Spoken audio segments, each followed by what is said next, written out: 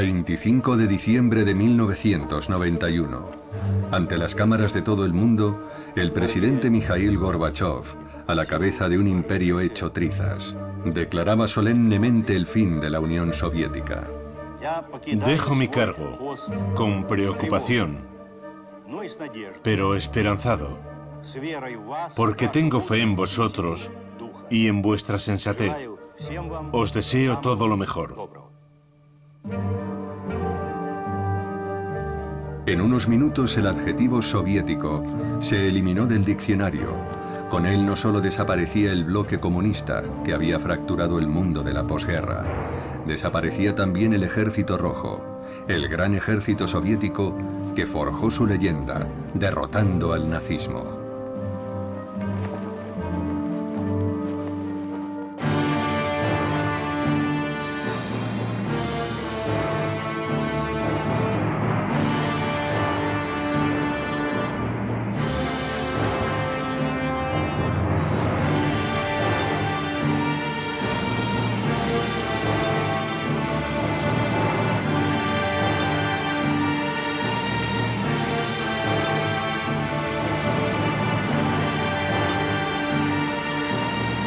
El Ejército Rojo, la Guerra Fría.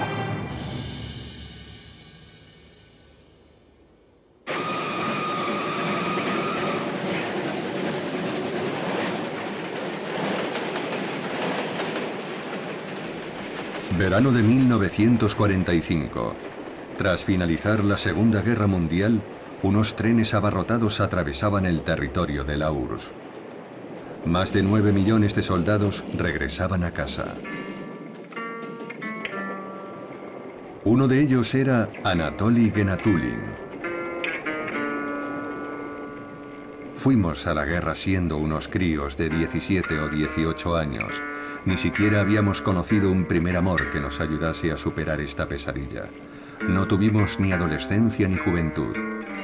Todos volvimos tocados.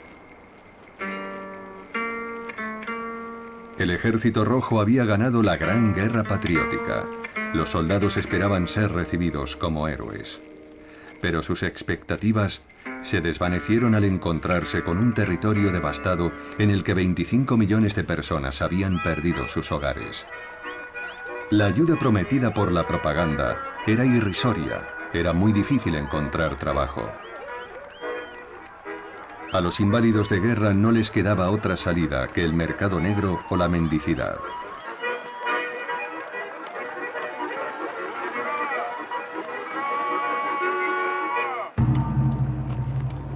Solo la mitad de los prisioneros de guerra sobrevivió a los malos tratos, los trabajos forzados y al hambre a los que les sometieron los nazis.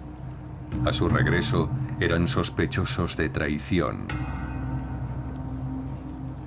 Igor Trapichine recuerda su regreso al país en julio de 1945. Metralletas, perros policías. Lo cierto es que nos sorprendió un poco. El SMERS, Servicio de Contraespionaje Militar, nos encerró tras las alambradas. Considerados peligrosos, los prisioneros de guerra pasaron directamente del campo nazi al campo soviético.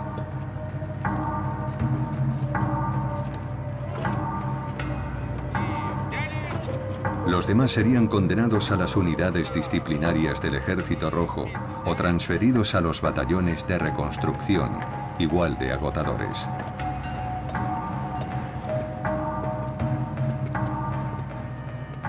Para Stalin, se había acabado la gloria del Ejército Rojo. Pensaba que se había vuelto demasiado peligroso, demasiado popular. Nadie, ni siquiera su ejército, podía hacerle sombra.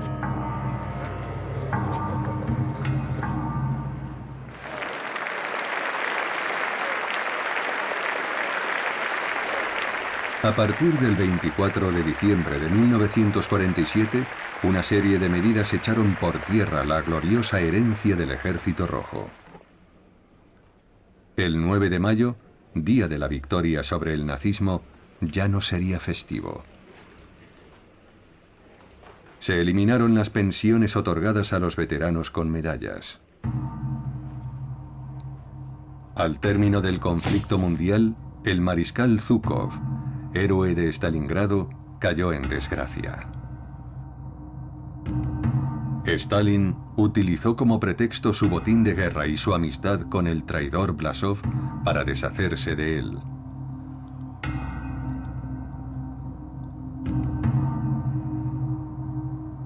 El general Blasov, que se pasó al enemigo durante la guerra, fue condenado por alta traición y ahorcado en 1946.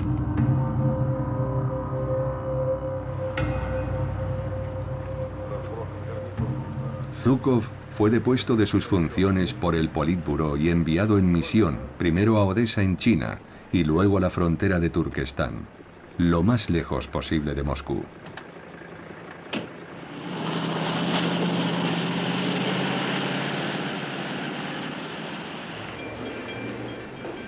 En 1949, Stalin ordenó librar a las ciudades de la Unión Soviética de los mendigos y lisiados de la guerra. Era el último clavo sobre el ataúd del Ejército Rojo. Todos, con nuestras medallas y nuestras condecoraciones, nos convertimos en paños, en trapos para limpiar el suelo, afirmó Grigori Pomeranz, voluntario en el Ejército Rojo para la defensa de Moscú en el otoño de 1941. El poder nos decía: ¿os creéis alguien? No sois nadie, sois un cero a la izquierda.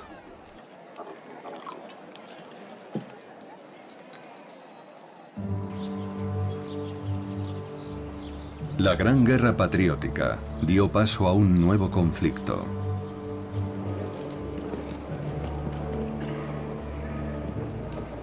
En julio de 1945, la Conferencia de Potsdam reunió a Stalin, al británico Churchill y al presidente americano Truman.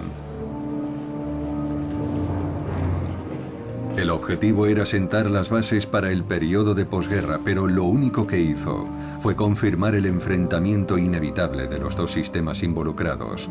Comunistas y capitalistas estaban cara a cara. A través del Plan Marshall, el presidente Truman proporcionó ayuda material a 16 países del bloque occidental. Los países liberados por el Ejército Rojo quedaron bajo la esfera de la influencia soviética. Alemania fue dividida en varias zonas de ocupación, así como la capital, Berlín.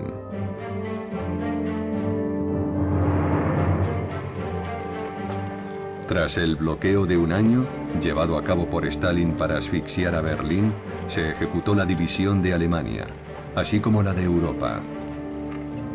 La oposición este-oeste se materializó mediante un telón de acero que fracturaba el continente. El mundo había entrado de lleno en la Guerra Fría.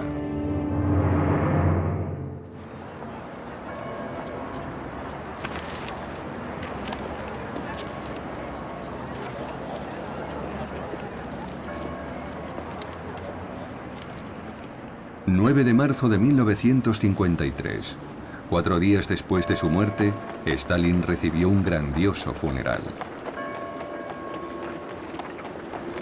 Los soviéticos acudieron en masa desde todos los rincones del imperio para rendir el último homenaje al tirano que les había gobernado durante casi 30 años.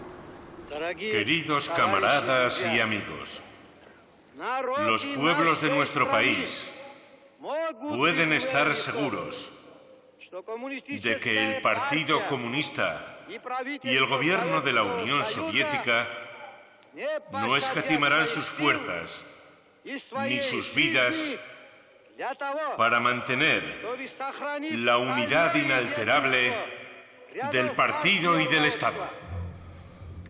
Lavrent Beria, jefe de la policía política NKVD, y Nikita Khrushchev, que organizó el funeral, encarnaban la nueva dirección de la Unión Soviética. Se estaban preparando para liquidar el legado de Stalin.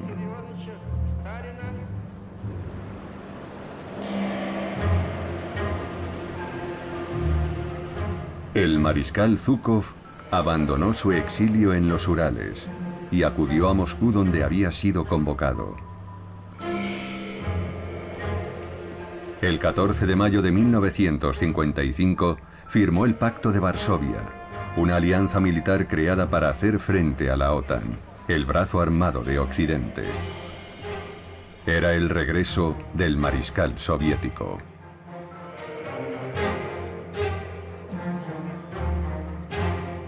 Nombrado ministro de Defensa por Khrushchev, trabajó para limpiar el recuerdo de la Gran Guerra Patriótica.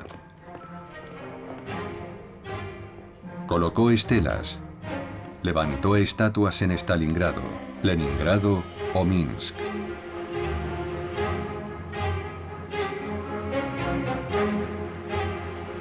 En el jardín de infancia vivíamos una especie de perpetua celebración de la guerra, recuerda un habitante de Minsk.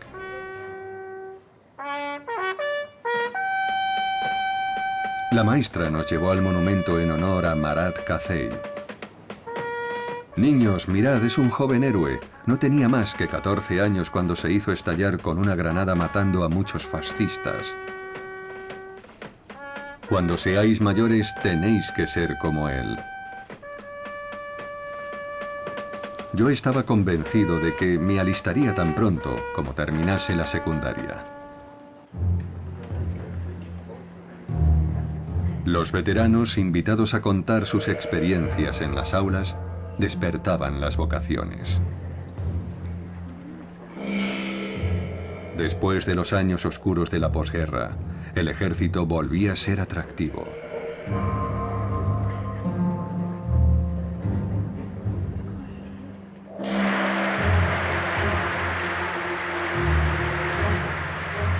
El 25 de febrero de 1956, en el 20º Congreso del Partido Comunista de la Unión Soviética, Khrushchev, que se había hecho con el poder, hizo oficial la desestalinización al revelar su informe secreto sobre los crímenes de Stalin. También condenó el culto de la personalidad y anunció la liberación de los prisioneros de guerra encarcelados. 1,5 millones de veteranos recuperaron la pensión que Stalin había suprimido 10 años antes.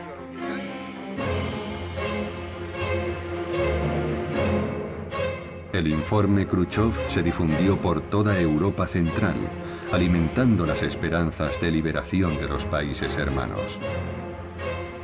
A partir del 28 de junio de 1956 comenzaron los disturbios en Polonia. Se extendieron rápidamente a Hungría, donde los manifestantes exigían la independencia y la democracia. Khrushchev y Zhukov enviaron al Ejército Rojo para sofocar la insurrección.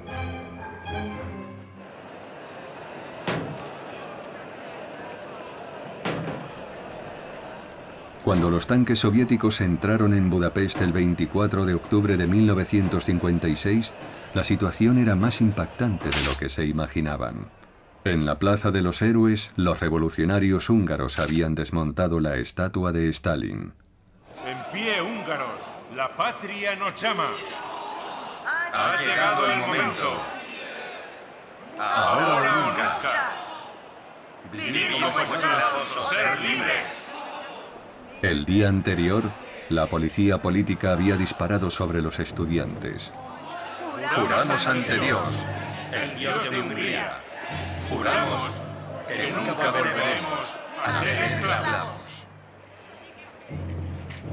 Para defenderse y hacer frente, los manifestantes utilizaron los arsenales del ejército húngaro.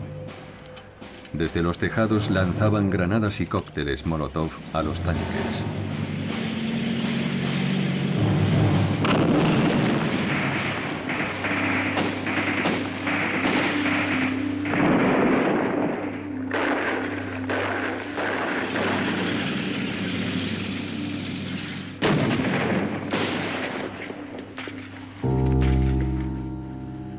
Los soldados estaban abrumados.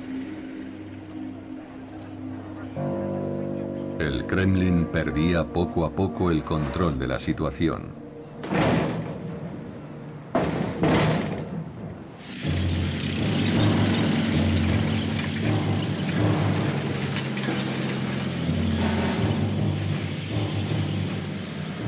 El 4 de noviembre, nada menos que 2.500 carros blindados soviéticos invadieron Budapest.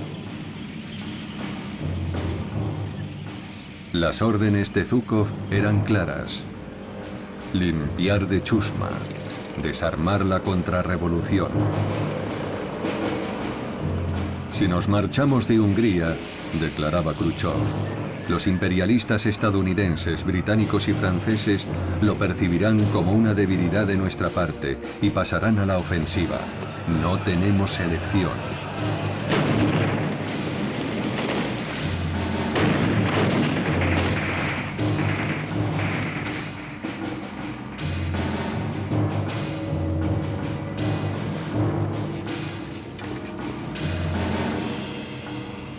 A finales de noviembre, la insurrección fue aplastada. Las cifras oficiales declaran 2.500 víctimas en el bando húngaro, más de 19.000 heridos y 10.000 detenciones. En medio del caos, 180.000 personas huyeron hacia el oeste.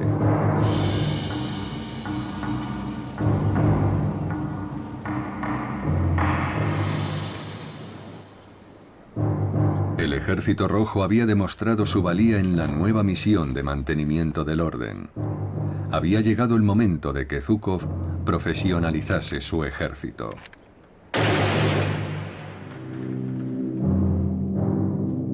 Los soldados ya no serían requisados para labores agrícolas o cualquier otra tarea que no formara parte de su función. Zhukov aprovechó para reducir drásticamente los efectivos. En 2 años, el Ejército Rojo pasó de 5 a 3 millones de hombres. El equipamiento y el armamento se modernizaron para poder competir con el arsenal estadounidense.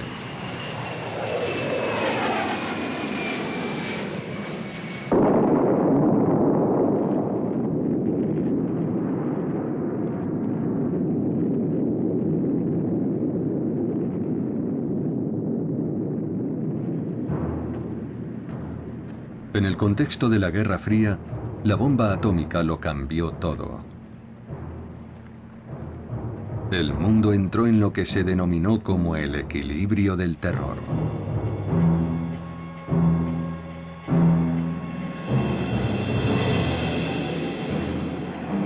Diseñada en 1949 por científicos nazis en los laboratorios de la NKVD, el arma nuclear no debía escapar al control del ejército.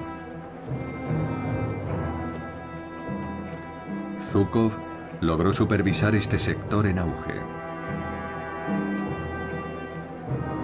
Estados Unidos ya había producido más de 3.000 ojivas nucleares, mientras que la Unión Soviética apenas unas 300.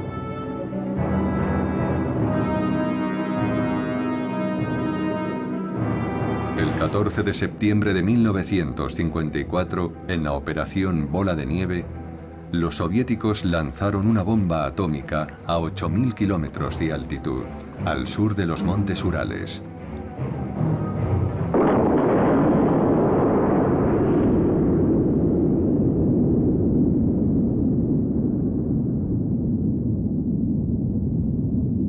Zhukov contempló la prueba nuclear a 10 kilómetros de la explosión que levantó las gorras de los observadores. Los efectos de la radiación sobre los soldados y las poblaciones circundantes sigue siendo, hoy por hoy, un tema tabú.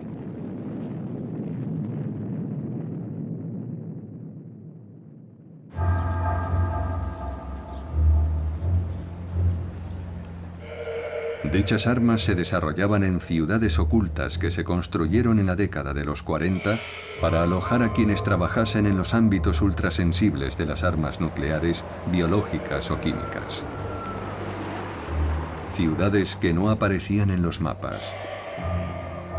Los soldados y científicos que vivían allí estaban bajo la constante vigilancia de la KGB, la nueva NKVD.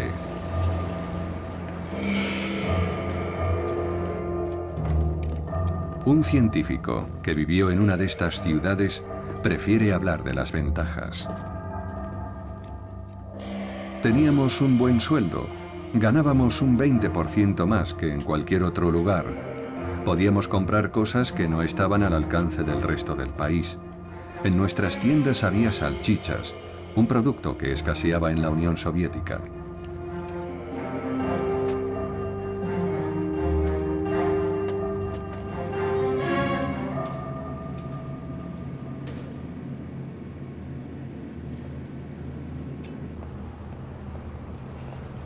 Paralelamente a la carrera nuclear, estadounidenses y soviéticos emprendieron la carrera espacial en una pugna por la conquista del espacio. El ingeniero militar Sergei Korolev, que diseñaba misiles de largo alcance, convenció a Zhukov de que podían atravesar la estratosfera e incluso enviar hombres al espacio.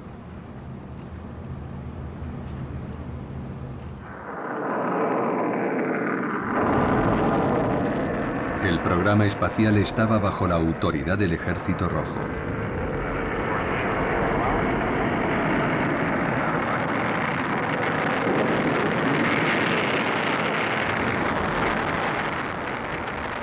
El lanzamiento del Sputnik 1, el 4 de octubre de 1957, fue un éxito.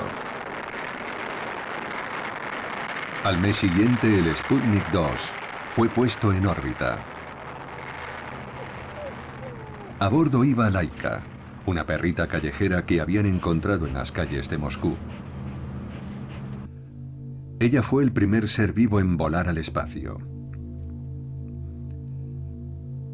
La perrita moriría 7 horas después del lanzamiento del cohete, tiempo suficiente para demostrar que era posible sobrevivir a los efectos de la ingravidez.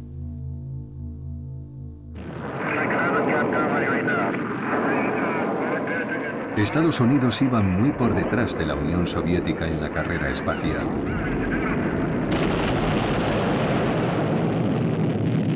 Para avanzar y recuperar terreno, Estados Unidos creó la NASA e invirtió masivamente en vuelos tripulados. Entre 1957 y 1961 se duplicó el presupuesto de la agencia espacial hasta pisarles los talones a los soviéticos. Pero el Ejército Rojo seguía por delante.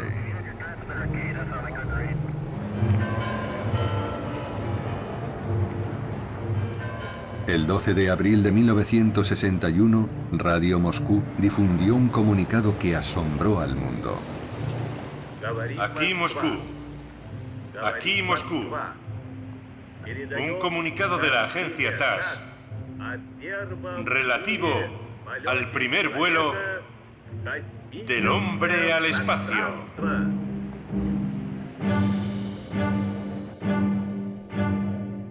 Yuri Gagarin, militar de 27 años, giró en órbita a una velocidad de 28.260 kilómetros por hora. El ingeniero Korolev supervisó la preparación del vuelo. Cosmonauta, aquí la Tierra. Aquí el cosmonauta. Veo la Tierra. Distingo los relieves, los bosques, los ríos, las nubes, los cúmulos. A mi alrededor todo es hermoso, muy hermoso.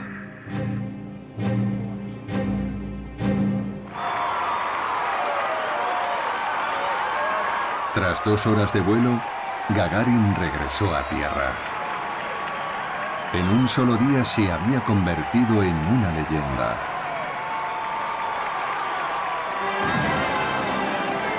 Todos salimos a la calle, recuerda Margarita Pogrevitskaya. Reíamos, nos besábamos, llorábamos. Svetlana Alexievich recuerda la reacción de su padre. Había empezado a creer en el comunismo. Gracias a Gagarin éramos los primeros. Nada era imposible para nosotros.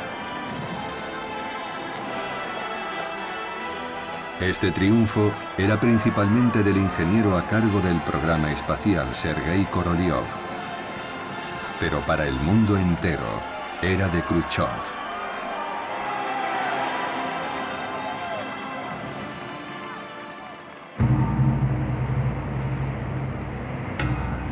En 1962, un año después de la construcción del Muro de Berlín y de la elección de John Fitzgerald Kennedy como presidente de Estados Unidos, el mundo contuvo la respiración.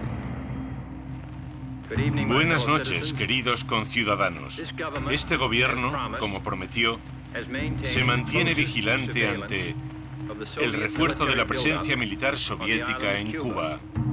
La crisis de los misiles en Cuba estuvo a punto de lanzar a las dos superpotencias a una guerra atómica.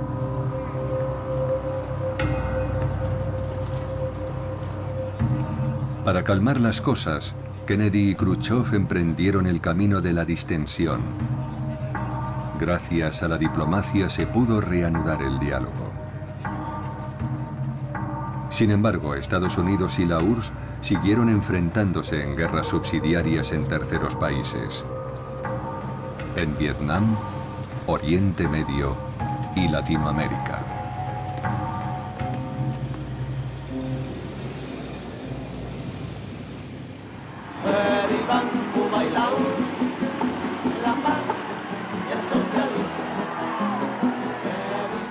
El Ejército Rojo suministró ametralladoras Kalashnikov, misiles tierra-aire, aviones de combate, instructores militares, a la que la propaganda llamó la lucha de los oprimidos. La juventud soviética se sentía apasionada por el internacionalismo, en particular por Cuba y la revolución castrista.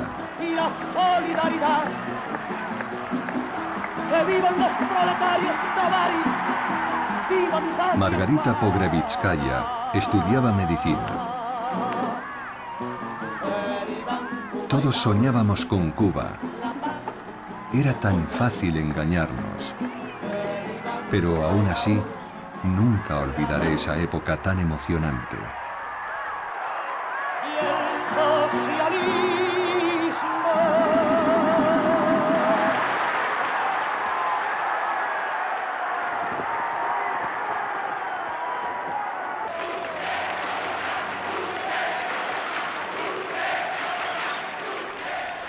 Los sueños de libertad de los condenados de la tierra regresaron como un boomerang al seno de Moscú. En Checoslovaquia, la primavera de Praga desafió al Kremlin. Alexandre Dubček, primer secretario del PC local, promovía un socialismo con rostro humano. Sus reformas iban desde la abolición de la censura hasta el multipartidismo, pasando por la detención del jefe de la policía política.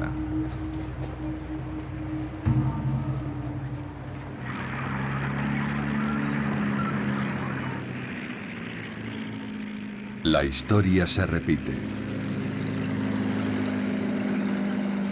En la noche del 20 al 21 de agosto de 1968, 300.000 soldados del Pacto de Varsovia, en su mayoría soviéticos, invadieron Checoslovaquia. Leonid Brezhnev, sucesor de Khrushchev, envió el Ejército Rojo para restablecer el orden. El soldado Boris Smelev se veía volviendo a casa como un héroe. Nos esperábamos un grupo patético de contrarrevolucionarios a los que derrotaríamos rápidamente. Podíamos imaginar la alegría y el reconocimiento de los checoslovacos, lanzando flores a los tanques como en 1945.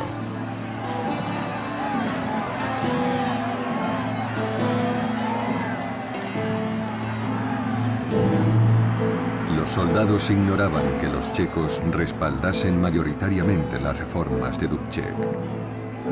No entendían nada.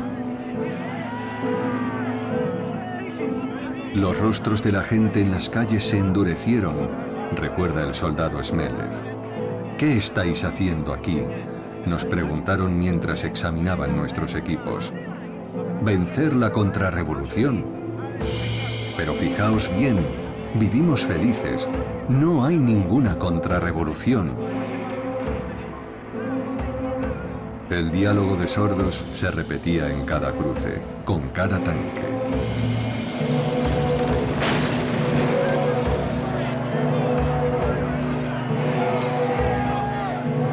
La confrontación inicialmente pacífica fue tensándose con el paso de las horas.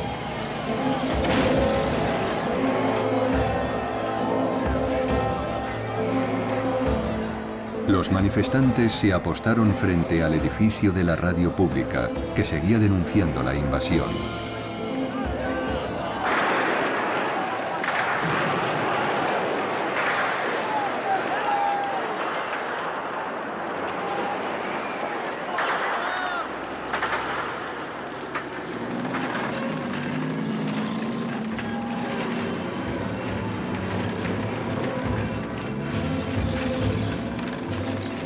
Las tropas del Pacto de Varsovia abrieron fuego.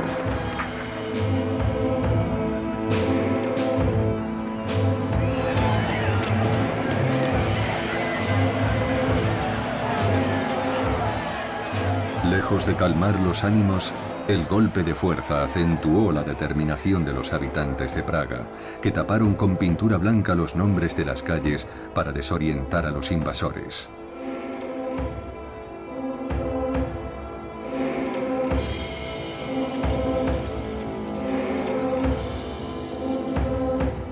Los comerciantes colocaron mensajes hostiles al gran hermano ruso en los escaparates de las tiendas. Las tiendas de alimentación se negaron a vender comida a los soldados extranjeros. El alto mando soviético estaba convencido de que la población checoslovaca los alimentaría. No habían previsto nada para su abastecimiento.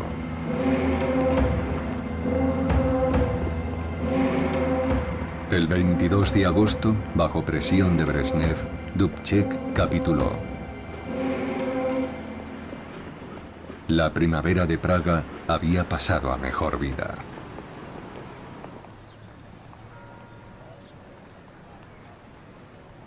Pero Moscú mantuvo sus tropas en suelo checoslovaco.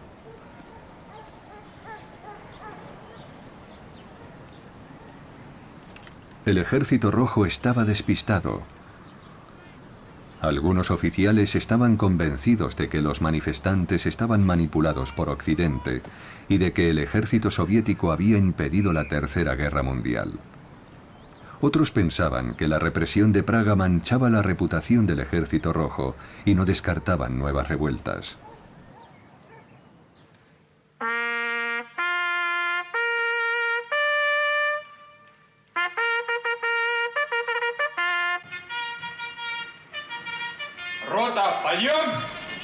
Las preguntas de los oficiales eran el reflejo del desconcierto de los soldados. La investigación y el desarrollo del arsenal militar absorbían una parte cada vez más importante del presupuesto de defensa, en detrimento de sus condiciones de vida. En los cuarteles abarrotados, cada soldado disponía de menos de 2 metros cuadrados para uso personal, cama incluida. La cantina era una constante decepción. Raciones muy pequeñas y nada de productos frescos. Extinción de incendios. A la hoguera antes de que se apague. El acoso era el pan nuestro de cada día de los jóvenes reclutas. El director Alexei Kaniutin lo contó en un apasionante documental. No la apagues. Janostev, ¿no te han enseñado a desnudarte deprisa? Veo que tú... Cuidado. ¿No puedes darte más prisa? En posición. Tienes 5 segundos. Vale. ¿Entendido? Corre a toda velocidad. Hasta la armería. ¿A dónde? ¿Lo pillas? Allí, joder. Donde os dan por detrás. En posición. 5 segundos. 1, 2, 3, 4, 5. Vuelve. Imbécil. ¿Pierdes los pantalones o qué te pasa? La violencia, el crimen organizado, las violaciones se generalizaron en los cuarteles. El racismo se ejercía con la mayor brutalidad. ¿Por qué estás fuera de tiempo?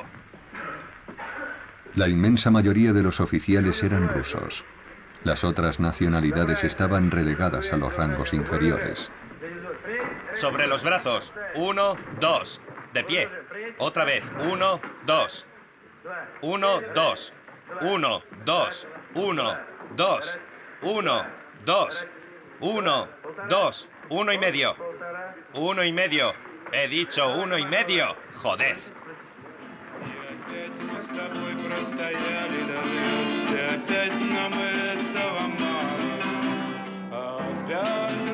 El Ejército Rojo se convirtió en algo que provocaba rechazo. Los que tenían más estudios intentaban por todos los medios posibles evitar el servicio militar obligatorio. Entre 1954 y 1978, el número de jóvenes que intentaron escapar del servicio militar se cuadruplicó y pasó del 9% al 38%. Los reclutas que se alistaban eran hijos de obreros o de oficinistas. A la mayoría le daba igual la defensa del comunismo y la lucha contra el imperialismo.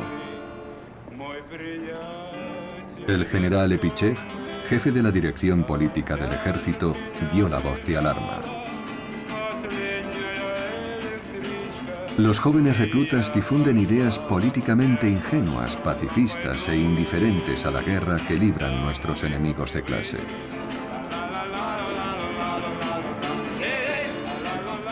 Los ideales de la revolución bolchevique y de la gran guerra patriótica quedaban muy lejos.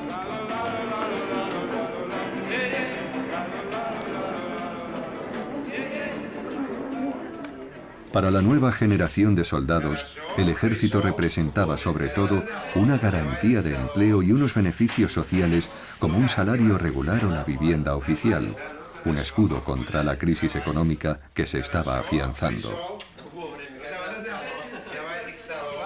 Pero a finales de la década de 1970, la crisis afgana hizo que el Ejército Rojo levantase cabeza.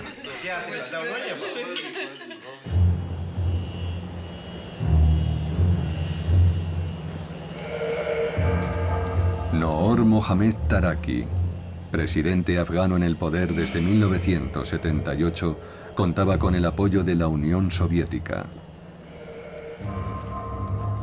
El 14 de septiembre de 1979 fue eliminado por el primer ministro que quería distanciarse de Moscú. El Kremlin, preocupado, amenazó con una intervención armada. No era una decisión unánime. Andrei Gromyko, ministro de Asuntos Exteriores, era el más reticente. ¿Contra quién vamos a luchar? Se trata de un asunto interno de Afganistán, objetaba. Brezhnev, a sus 73 años, llevaba 15 gobernando la Unión Soviética. Enfermo, solo escuchaba al jefe de la KGB, Yuri Andropov. Este último aseguraba que la intervención solo duraría unas semanas. Los objetivos de la guerra eran muy claros. Instalar en el país fronterizo un gobierno favorable al Kremlin. En resumen, una operación policial como la de Budapest en 1956 o Praga en 1968.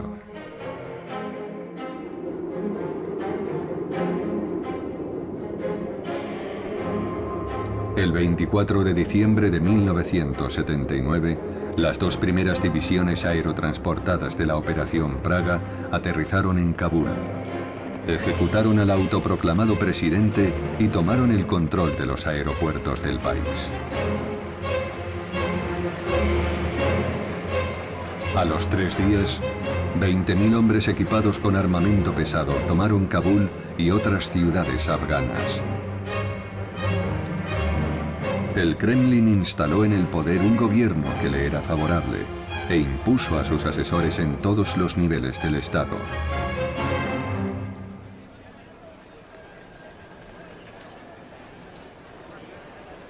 El 1 de enero de 1980, 55.000 soldados soviéticos acamparon en el país. 3 meses más tarde, eran 85.000.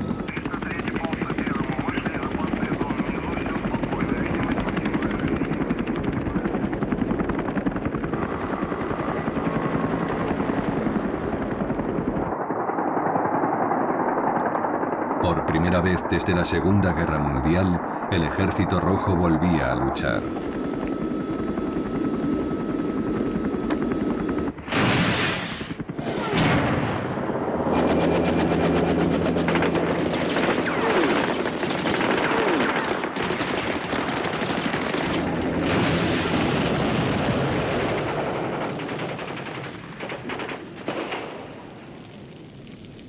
Al principio todo iba según lo planeado. ¿Qué podían hacer unos campesinos vestidos con pantalones bombachos ante una fuerza como la soviética? Cantaba victoria antes de tiempo el mariscal Sokolov.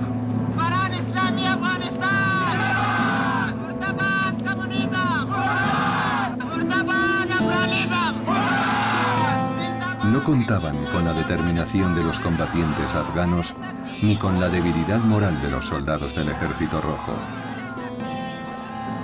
La invasión soviética provocó una oleada de patriotismo y un renacer de la religiosidad entre la población.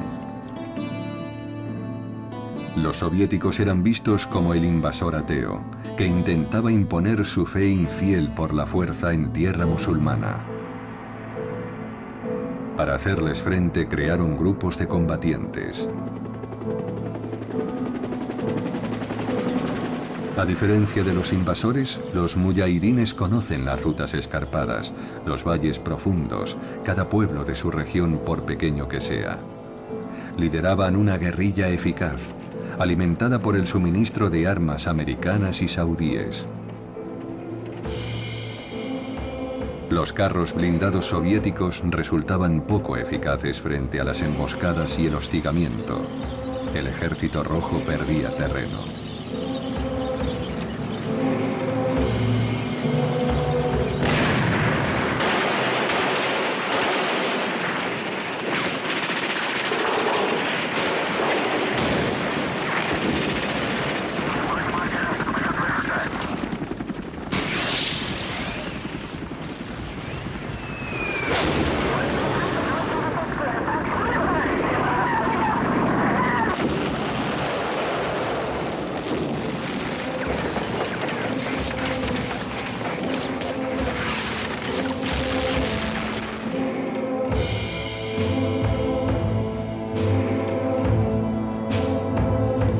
Los muyahidines no hacían prisioneros. Las torturas y las ejecuciones que les tenían reservadas horrorizaron a los soldados soviéticos.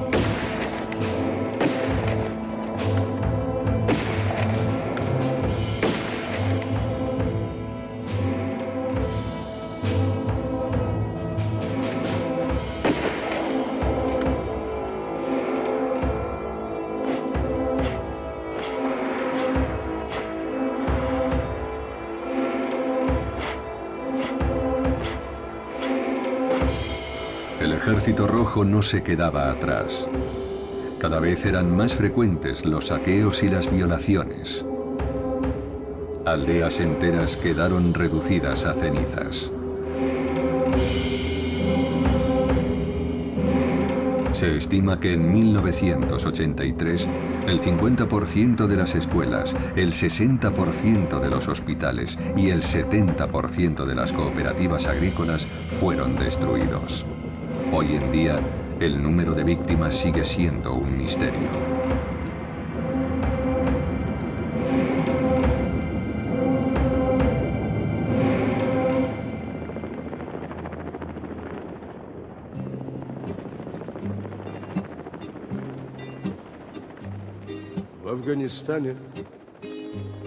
Los soldados como Evgeny Koltenikov empezaban a tener dudas.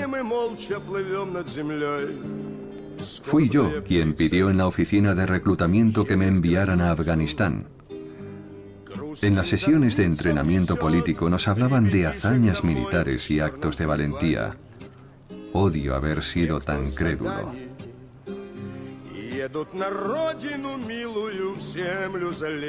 Las condiciones de vida eran mucho peores que en los cuarteles de la Unión Soviética.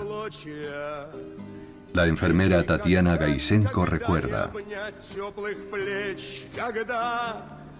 nuestros soldados morían por 3 rublos al mes. Comían carne podrida, pescado podrido. Todos teníamos escorbuto.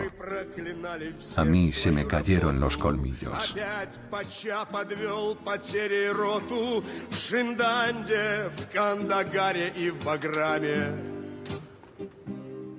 Intimidación, explotación violenta de los jóvenes reclutas por los soldados veteranos.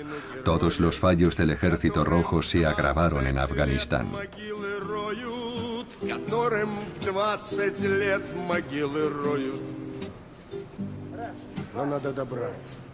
El alcohol, el hachís y la heroína eran las únicas vías de escape.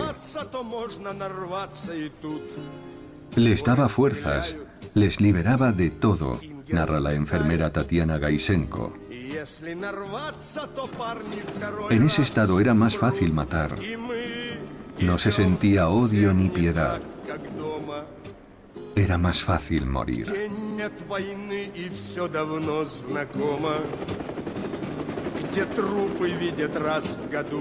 Los reclutas estaban asignados en puestos avanzados, islotes de soledad plantados en medio del desierto rocoso.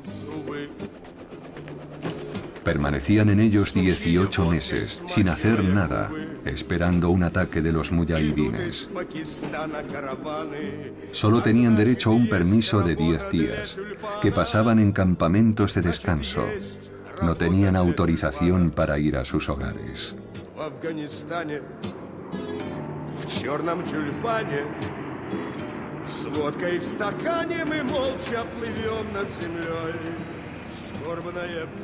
Al final de su servicio, los reclutas como Evgeny Kotelnikov recibían una fuerte advertencia sobre lo que podían o no decir en público. No se permite hablar de los muertos porque somos un ejército grande y poderoso. No disparamos, ni bombardeamos, ni envenenamos. Somos un ejército grande, poderoso y moralmente sano.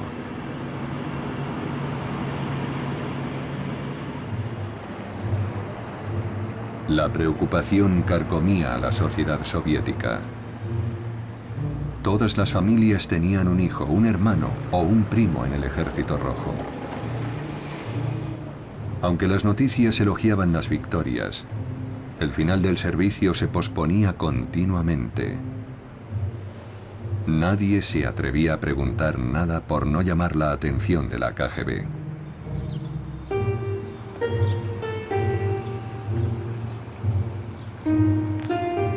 Las familias permanecían en una incertidumbre que el Estado mantenía hábilmente. La enfermera militar Tatiana Gaisenko recuerda: ni siquiera podíamos escribir la verdad en el certificado de defunción. Cuando los chicos pisaban una mina escribíamos: fallecido en un accidente de tráfico o fallecido por intoxicación alimentaria. En un cementerio a las afueras de Minsk, un padre se lamentaba indignado: yo quería poner en la lápida de mi hijo muerto en Afganistán, pero nos lo prohibieron.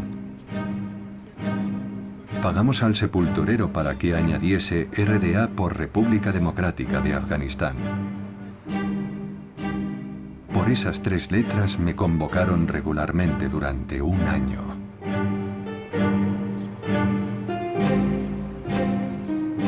En ese mismo cementerio, una madre mandó borrar el epitafio oficial de la tumba de su hijo e inscribir en su lugar: ¿por qué? La guerra se prolongaba.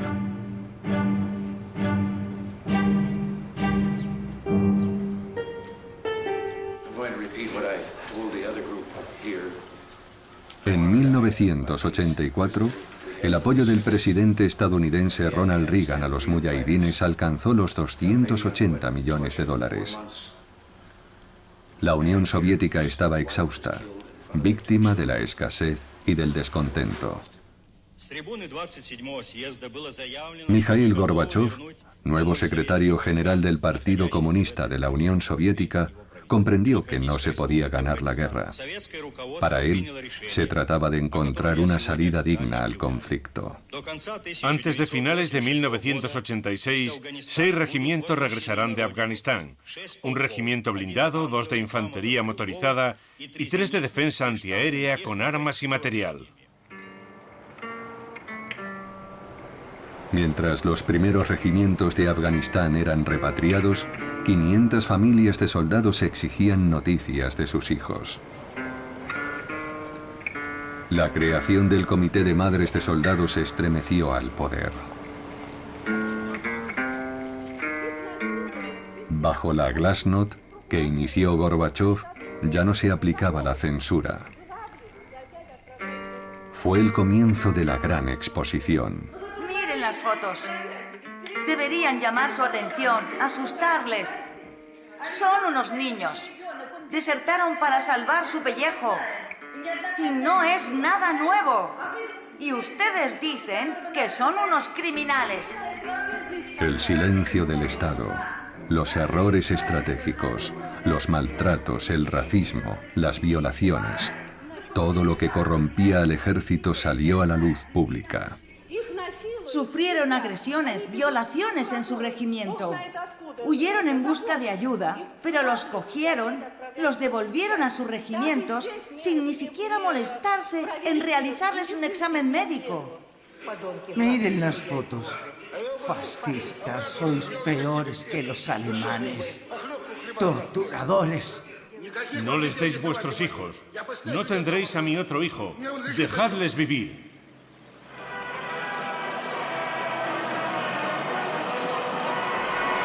El 15 de febrero de 1989, el Ejército Rojo tiró la toalla. Los últimos vehículos blindados abandonaron Afganistán. El conflicto duró casi una década, el doble que la Gran Guerra Patriótica.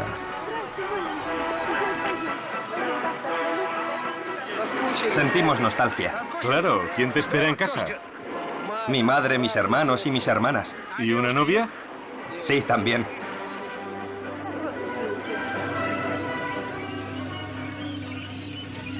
Y la historia se aceleró.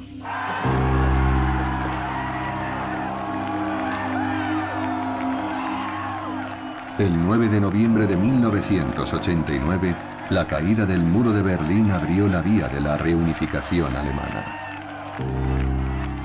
El 30 de septiembre de 1990, la República Democrática Alemana se retiró del Pacto de Varsovia. Las democracias populares recuperaron el control de su destino y reclamaron la marcha de los soviéticos. Más de 650.000 militares volvieron con sus familias a la Unión Soviética. El poder continental de Rusia había dejado de existir. El país más grande del mundo era un castillo de naipes a punto de derrumbarse. Y con él, el Ejército Rojo.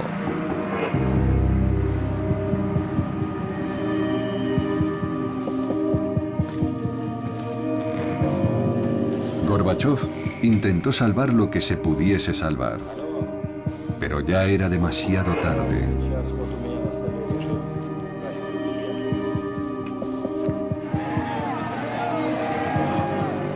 En agosto de 1991, con el respaldo de la KGB, un grupo de oficiales del Ejército Rojo que rechazaban la desaparición de la Unión Soviética intentó un golpe de Estado en Moscú.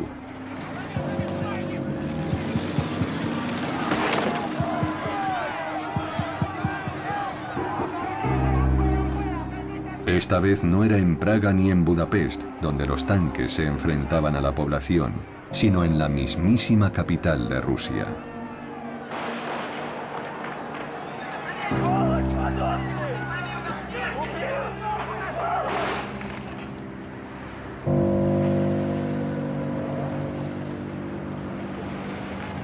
Boris Yeltsin, que lideraba la oposición a Gorbachov, desafió el intento de golpe de Estado de los militares, hecho que le propulsó a la presidencia de la nueva Rusia. En 1992, el Ejército Rojo pasó a llamarse Fuerzas Armadas de la Federación de Rusia. Contaba entonces con cerca de 3 millones de hombres. Reestructurado y reducido, en 20 años perdió la mitad de sus efectivos.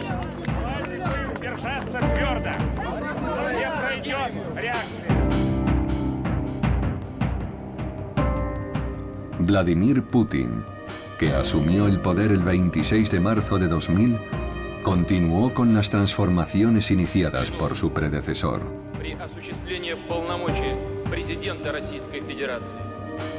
Ha aprovechado el poder para escribir una novela nacional que recupera la herencia del Ejército Rojo y la de los ejércitos zaristas, reavivando el patriotismo de la población.